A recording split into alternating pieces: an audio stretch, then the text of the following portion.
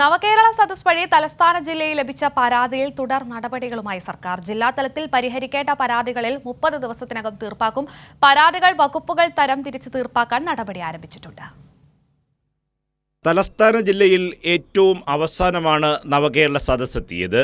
23-ന് നവകേരള സദസ് സമാപിച്ചുടൻ ആകെ നിവേദനങ്ങൾ തരംതിരിച്ച് വകുപ്പുകൾക്ക് കൈമാറുകയാണ് ഉദ്യോഗസ്ഥർ. ജില്ലയിലെ 14 നിയോജക മണ്ഡലങ്ങളിൽ നിന്നായി പൊതുജനങ്ങളിൽ നിന്നും 61,533 നിവേദനങ്ങൾ ലഭിച്ചു. ഇവ അടിയന്തര നടപടികൾ സ്വീകരിക്കുന്നതിന് ബന്ധപ്പെട്ട വകുപ്പുകൾക്ക് കൈമാറി.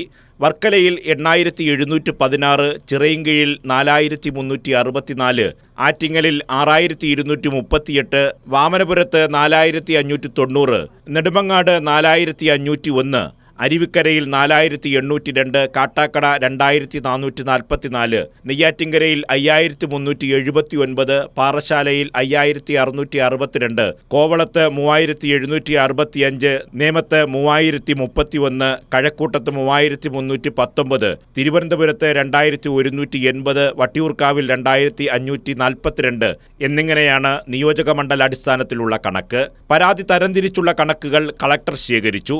ഇതിന്റെ പുരോഗതി വിലയിരുത്തുന്നതും കളക്ടറുടെ നേതൃത്വത്തിലുള്ള സംഘമാണ്. കളക്ടർമാർക്ക് പുറമെ സീനിയർ ഉദ്യോഗസ്ഥനെ കൂടി ചുമതലപ്പെടുത്തിയിട്ടുണ്ട്. മന്ത്രിസഭാ തലത്തിൽ പരിഹരിക്കേണ്ടവ 45 ദിവസത്തിനകം തീർപ്പാക്കാനാണ് നിർദ്ദേശം. നിയമപരമായ തടസ്സങ്ങളുണ്ടെങ്കിൽ അതും പരിശോധിക്കും.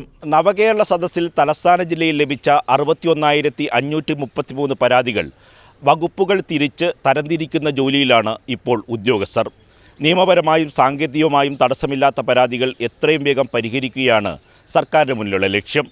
പ്രതിപക്ഷ നേതാവ് വി ഡി സതീശൻ്റെ ഔദ്യോഗിക വസതിക്ക് മുന്നിൽ നിന്നും ക്യാമറമാൻ പ്രമോദ് പന്നിയോടിനൊപ്പം നിർമ്മൽ ചക്രവർത്തി, കൈരളി ന്യൂസ്.